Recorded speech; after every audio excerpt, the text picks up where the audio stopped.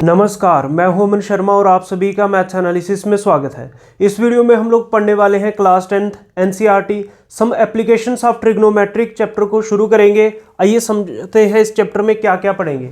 सबसे पहले बच्चों, इस चैप्टर में क्या कॉन्सेप्ट यूज़ होंगे। सबसे पहले इस चैप्टर में जो चीज़ें यूज़ होंगी वो आपने जो ट्रिग्नोमेट्रिक चैप्टर पढ़ा होगा क्लास 10th में, उसी के कॉन्सेप्ट यूज़ होंगे। और इसमें 2-3 कॉन्सेप्ट और हैं। अब इसमें क्या पढ़ोगे बच्चों आप, जैसे मान लो ये आपके पास क्या है, किसी की आई है, ठीक है, आंख से, और ये मान लो कोई बिल्डिंग है। ध्यान से सुनना बच्चों, ये क्या है, बिल्डिंग, ठीक है। ये बिल्डिंग का टॉप पॉइंट है, ठीक है।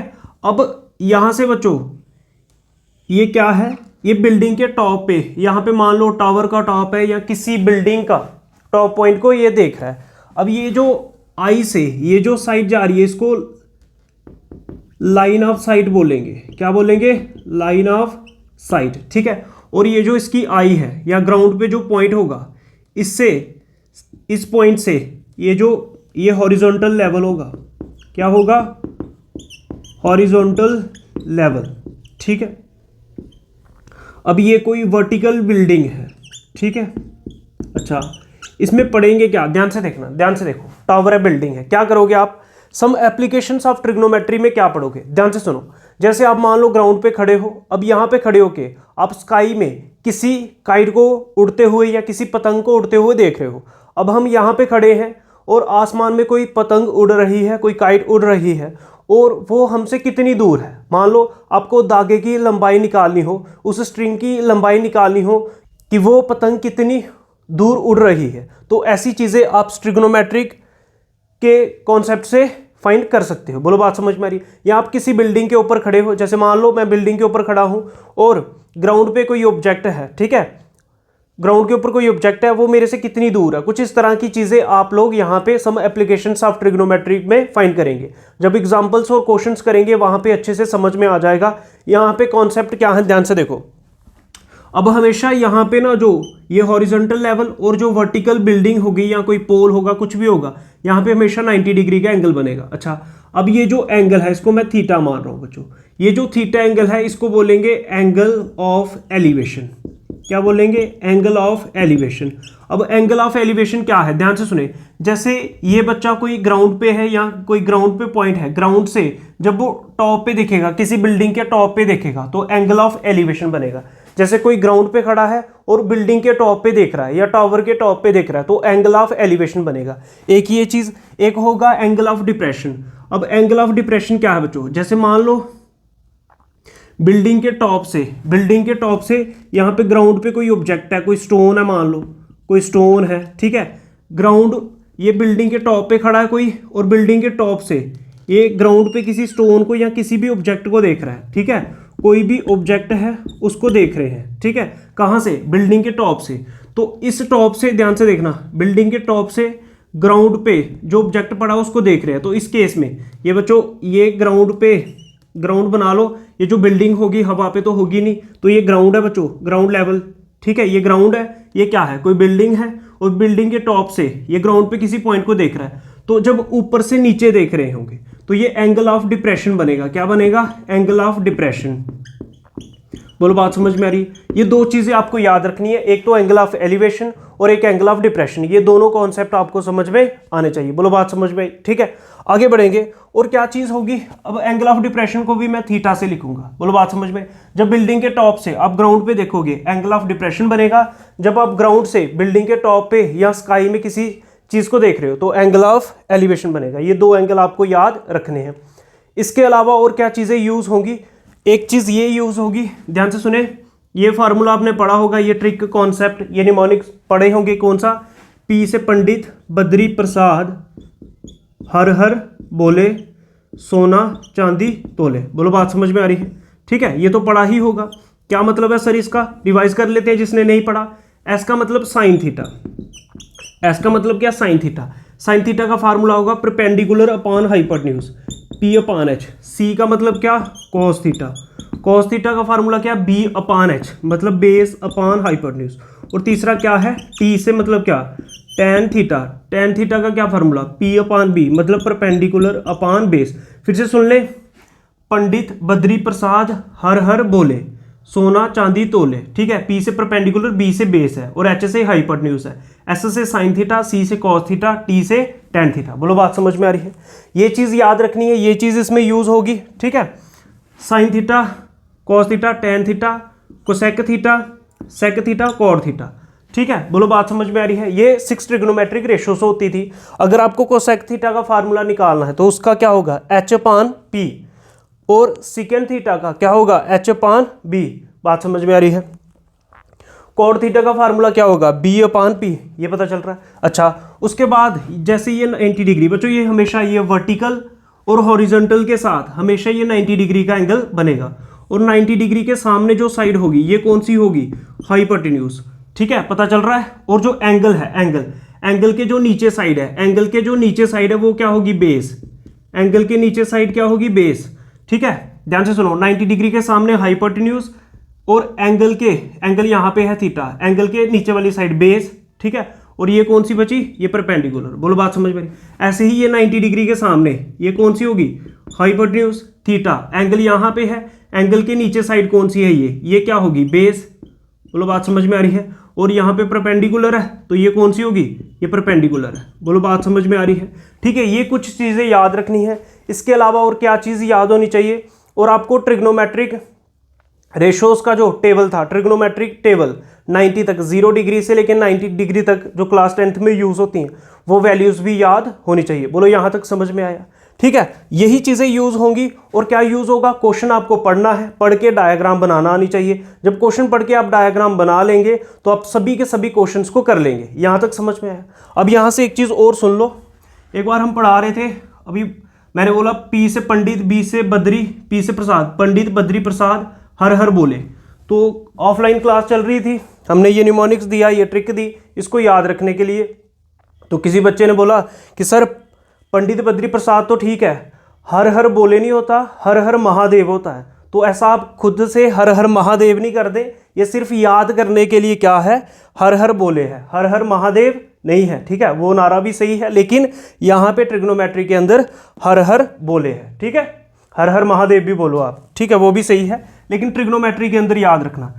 आगे बढ़ते हैं, और चीज़ क्या यूज़ होगी, ध्यान से देखो। जैसे राइट एंगल ट्राइंगल है, ध्यान से सुनना बच्चों, और इसमें क्या यूज़ होगा, जैसे ये 90 डिग्री का एंगल है, ठीक है, ये एंगल है थीटा, थीटा के नीचे क्या ये होगा बच्चों, बेस, ठीक है, ये परपेंडिकुलर, ठीक है, और 90 डिग्री के सामने क्या, हाइपोटेन्यूज, ठीक है। अच्छा, अब जैसे मान लो यहाँ पे क्वेश्चन कैसे आएगा, जैसे ये थीटा नहीं मान के मैं इसको बच्चों 45 डिग्री मान रहा हूँ, ठीक है, और ये जो बेस है मान लो ये है 2 सेंटीमीटर, ठीक है। अब वो बोल रहा है परपेंडिकुलर निकाल के बताओ। अब आपको देखो कैसे यूज़ करना है, ध्यान से सुनो, बाकी एग्जाम्पल्स में समझ में आएगा, अच्छे से ध्यान से सुनो। क्या करना आपको, ध्यान से सुने। जैसे इस ट्राइंगल का नाम दे देता हूँ मैं ABC, ध्यान से सुने। आपको क्या करना है, जैसे उसने बेस दिया है 2 सेंटीमीटर और वो बोल रहा है BC निकालो, ध्यान से सुनो। बेस कितना दिया है 2 सेंटीमीटर और परपेंडिकुलर निकालने के लिए बोल रहा है। देखो परपेंडिकुलर आपको फाइंड करना है, ठीक है, और बेस कितना दिया है, बेस दिया आपको 2 सेंटीमीटर। अब देखो आपको इस तरह से इन ट्रिग्नोमेट्रिक रेशोज में से वो वाली रेशो यूज़ करनी है, ध्यान से सुने। कौन सी रेशो यूज़ करनी है, देखो यहाँ पे जो एक साइड गिवन हो, ध्यान से सुने, जो साइड गिवन हो वो भी लेनी है और जो साइड फाइंड करनी है वो भी लेनी है। बात समझ में आ रही है, ध्यान से सुनो।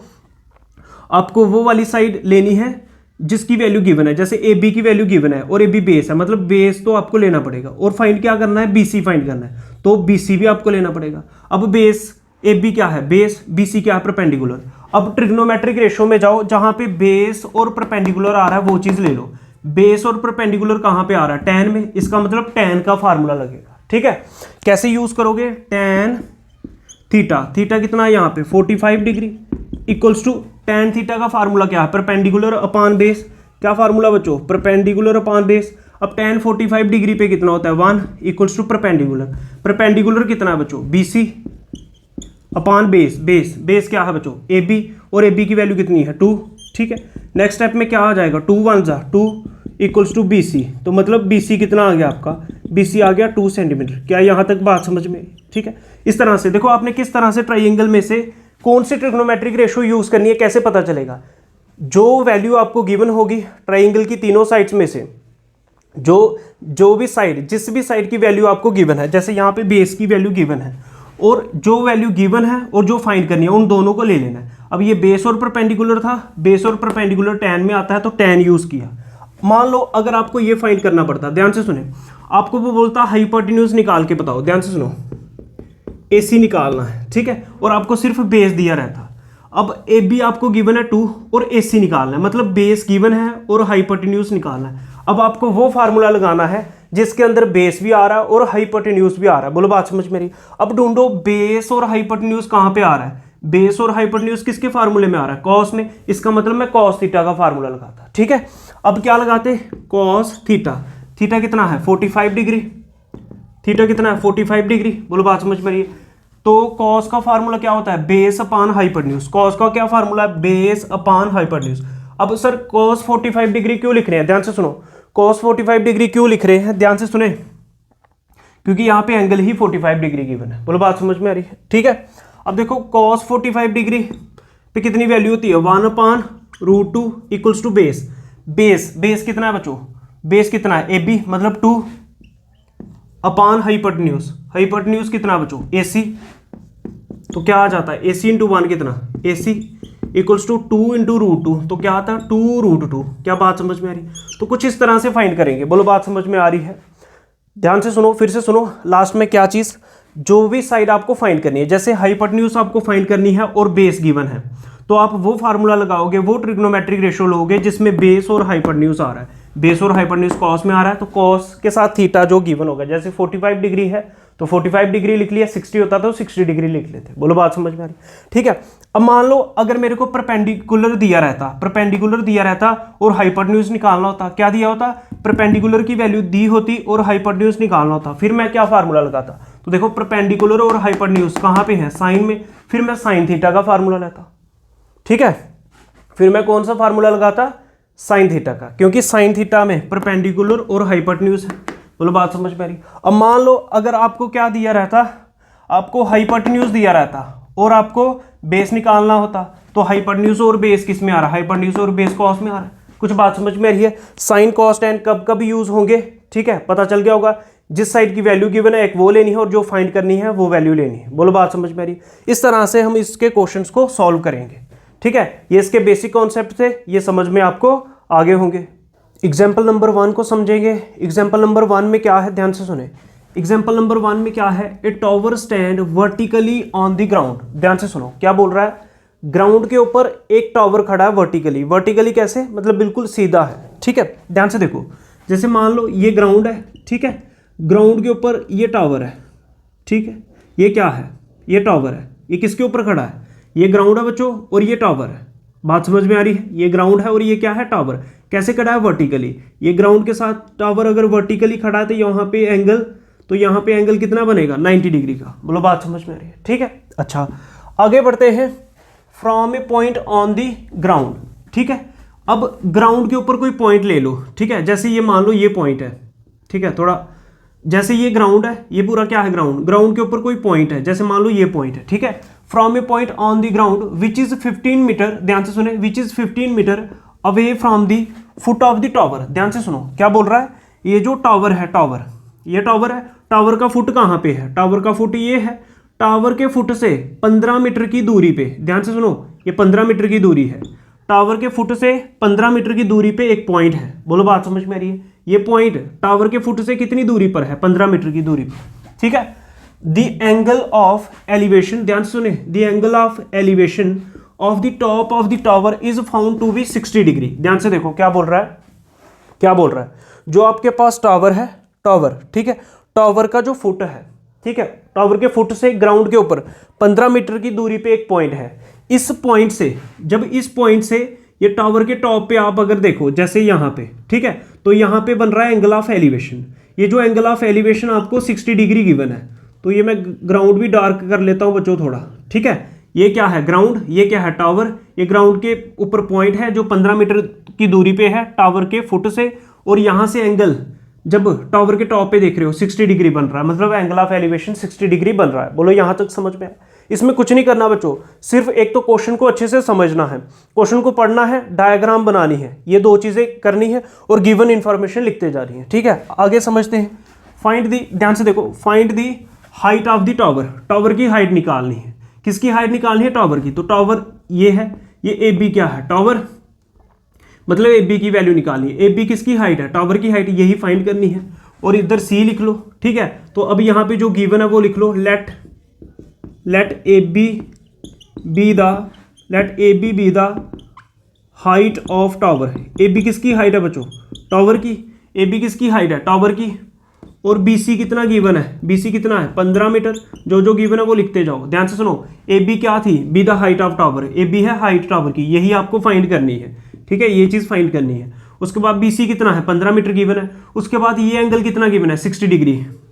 Angle A C B, angle A C B equals to 60 degree. Angle A C B, ये एंगल कितना है? 60 डिग्री, या इसको बी सी ए भी लिख सकते हैं, सी सेंटर में आना चाहिए बस। ठीक है, angle A C B equals to 60 degree is the angle of elevation. ये कौन सा एंगल है? Angle of elevation. बोलो बात समझ में आई? यहाँ पे गिवन था क्वेश्चन के अंदर। ठीक है, 60 डिग्री सारा यहाँ से किया। अब ध्यान से सुनो, अब बच्चों मैं कैसे फाइंड कर सकता हूँ? ध्यान से सुनो, ध्यान से, किस तरह से फाइंड कर सकते हैं? ये क्या है? एंगल, मतलब थीटा या एंगल, एंगल के नीचे वाली साइड ये बेस है, बात समझ में आ रही है। और 90 के सामने हाइपोटेन्यूज है। मेरे को तो हाइपोटेन्यूज लेनी ही नहीं, क्योंकि मेरे को सिर्फ टावर की हाइट फाइंड करनी है। अब ये क्या है? ये है परपेंडिकुलर, ये क्या है? बेस। आपको वो ट्रिग्नोमेट्रिक रेशियो यूज करनी है जिसके अंदर परपेंडिकुलर और बेस दोनों आ रहे हैं, क्योंकि बेस की वैल्यू मेरे पास है, बात समझ में आ रही है, जिसमें बेस और परपेंडिकुलर हो। अब बेस और परपेंडिकुलर किस में होता है बच्चों? tan के अंदर। ठीक है, किस में होता है? tan के अंदर। और एंगल कितना है? 60 डिग्री। थीटा कितना है? 60 डिग्री। बात समझ में आ रही है? ये निमोनिक्स तो आपको याद ही होंगे, पंडित बद्री प्रसाद हर हर बोले, सोना चांदी तोले। tan के केस में देखो परपेंडिकुलर और बेस आ रहा है, इसका मतलब tan का फार्मूला लगाना पड़ेगा, क्योंकि देखो परपेंडिकुलर आपको फाइंड करना है, बेस आपको गिवन है। समझ में आ रही बात? इसको यूज करेंगे, क्या लिखेंगे? In right angled triangle. Right angle triangle कौन सा? A B C. In right angle triangle A B C. बोलो बात समझ में आ रही है? क्या लिखेंगे? tan theta. थीटा कितना है बच्चों? एंगल कितना है? 60 डिग्री। tan थीटा क्या फार्मूला होता है? tan का फार्मूला बोलो, परपेंडिकुलर अपॉन बेस। क्या होता है फार्मूला? परपेंडिकुलर अपॉन बेस, यही होता है बच्चों। ठीक है, अब tan 60 डिग्री पे होता है √3। ध्यान से सुनो, tan 60 डिग्री पे कितना होता है? √3 इक्वल्स टू परपेंडिकुलर। परपेंडिकुलर कौन है? ए बी। तो परपेंडिकुलर की जगह A B upon base. Base क्या है? B C. पता चल रहा है? एंगल के नीचे वाली साइड बेस, 90 के सामने वाली हाइपोटेन्यूज, तो ए बी क्या हो गया? परपेंडिकुलर। और अब √3 equals to A B. A B कितना है बच्चों? ए बी फाइंड करना है, तो ए बी की जगह क्या आएगा? A B upon B C. B C कितना है? 15 मीटर। बी सी की जगह लिख दो 15। बोलो बात समझ में आ रही है? यहाँ पे रीजन दे सकते हो, रीजन दे सकते हो because tan 60 degree equals to √3, ये ट्रिग्नोमेट्रिक टेबल से। और यहाँ पे लिख सकते हो बी सी कितना है, बिकॉज बी सी कितना था? 15 मीटर था। ठीक है, ये गिवन था आपको, ये मिटा सकते हो। बोलो बात समझ में आ रही है? अब देखो ए बी की वैल्यू चाहिए, तो ये जो 15 डिवाइड में है इसके मल्टीप्लाई में चला जाएगा, तो 15 multiply √3 equals to A B. तो नेक्स्ट स्टेप में, और ए बी इक्वल्स टू 15 को जब √3 से मल्टीप्लाई करोगे, 15 √3 और साथ में मीटर भी लगाना है। अब मीटर क्यों लगाना है सर? मीटर इसलिए लगाना है, मीटर क्यों लगाना है? क्योंकि जो हाइट है टावर की वो मीटर में आएगी, समझ रहे हो? क्योंकि बेस भी मीटर में दिया था। तो एंड में लिख दोगे क्या? हैंस, क्या लिखोगे बच्चों? Hence height of tower, tower ही था ना बच्चों? Hence height of tower is A B equals to 15 √3 metre. तो इस तरह से एग्जाम्पल नंबर 1 को हम लोग सॉल्व कर लेंगे।